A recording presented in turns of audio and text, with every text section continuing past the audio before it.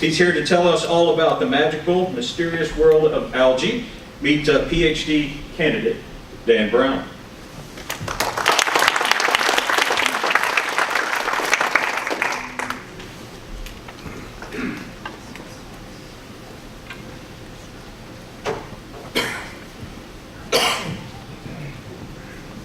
Howdy. Howdy. That was a good one. Pollution is a big problem. Let's talk about the scale of this challenge. In the United States alone, power plants and industrial facilities produce 4.4 billion tons of carbon dioxide. That's about 27,000 Empire State Buildings floating off into the atmosphere every year. Additionally, in the United States, we produce 12 trillion gallons of wastewater every year. That's enough to fill up 10% of Lake Erie. As you know, this is a problem for the environment. But more than that, this is a massive missed opportunity. If we could capture this waste and convert it into higher value products, these waste materials could be worth $132 billion per year. My name is Dan Brown. I'm the founder of Botryonyx LLC, and today I'm going to tell you about how we can capture these materials and create a new multi-billion-dollar industry. I'd like to introduce you to a species of algae called Botryonyx brownii, the organism at the heart of Botryonyx. I've been studying this algae for the last 6 years while I was earning my PhD in biochemistry. This organism is really unique because not only does it produce sugars and proteins, it also produces hydrocarbon oils that are very similar to petroleum. You can see these oils being squeezed out of the algae right here. No other species of algae does this. It's unique to Botryonyx. So that's cool, but how do we make money? Botryonyx will first provide waste treatment services to power plants and industrial facilities, enabling us to obtain carbon dioxide and wastewater, the raw materials that we need to grow the algae. The algae that we produce can then be converted to proteins and sugars that can be sold to feed manufacturers for use in fish and animal feeds. And those hydrocarbon oils can be sold directly to refineries for use in fuels and chemicals production. So there are some other algae companies out there competing in this space. There's a number of them, and they're trying to commercialize different types of algae technology. Many of them are focused on these raceway ponds, which you can see here. But these raceway ponds are problematic. They're stationary, sprawling, and exposed.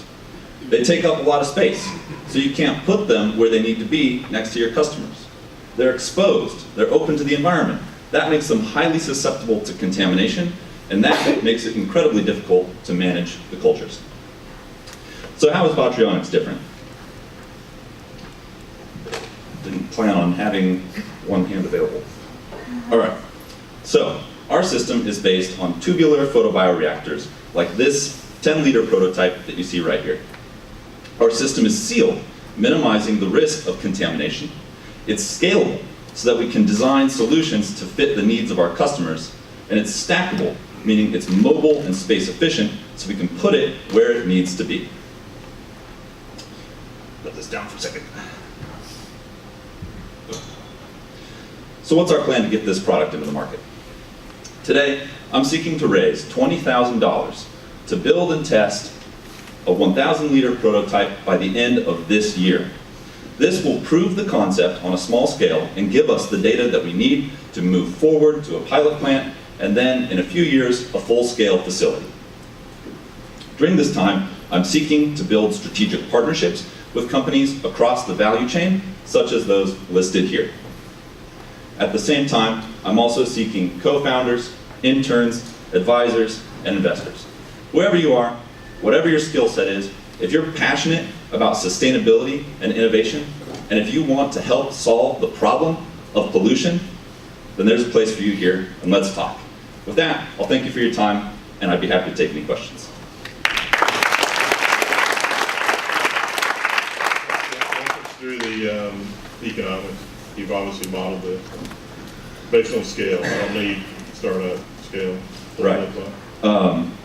So this idea began about 3 years ago.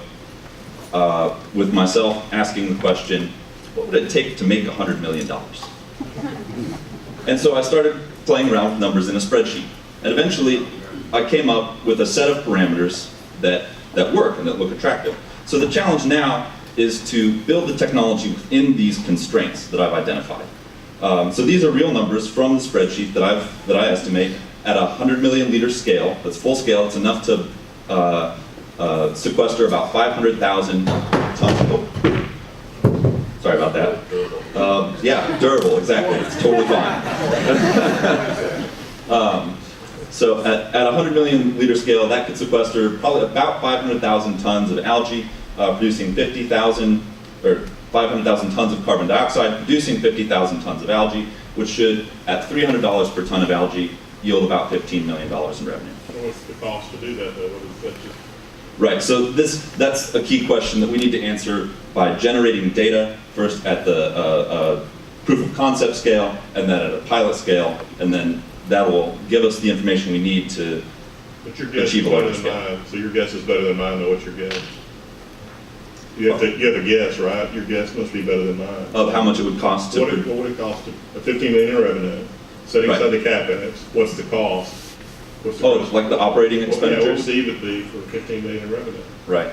I estimate that the operating expenditures would probably be, at that scale, about $10 million per year. Thank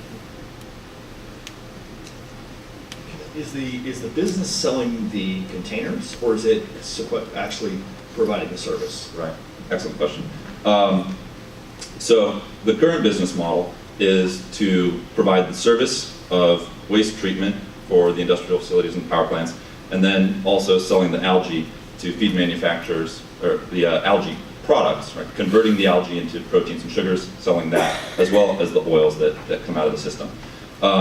I think there is absolutely the potential to turn this into a photobioreactor manufacturing business, manufacture and sell the photobioreactors, and let other people build their own plants. Once we've shown, hey, this can work, you can make money, this is viable, other people might want to do that.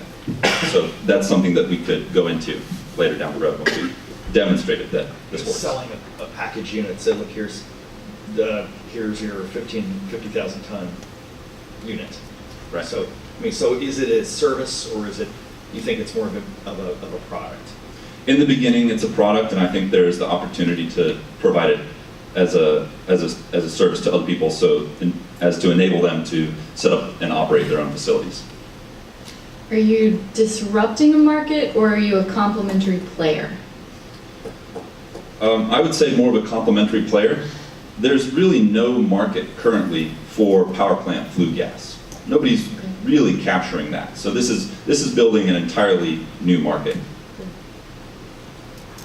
And so, sorry, your contribution at Botryonyx, that's the algae itself, or it's the process? It's like, what is actually your contribution, and then how is that actually sustainably protected, or what's the differentiation there? Right. So the differentiating factor is, there's a couple of things. One is Botryonyx. Nobody else is focusing on this species. It's not as well known as some of the other ones. The second differentiating factor is that we're doing this tubular photobioreactor model. We're not trying to do these open ponds. So those are the two key differentiators right there. The intellectual property strategy would be a combination of patents and trade secrets around the process for manufacturing the photobioreactors, handling, cleaning, processing, all that kind of thing, as well as trade secrets around what's going into it, what kind of nutrient supplements do we add, that sort of thing.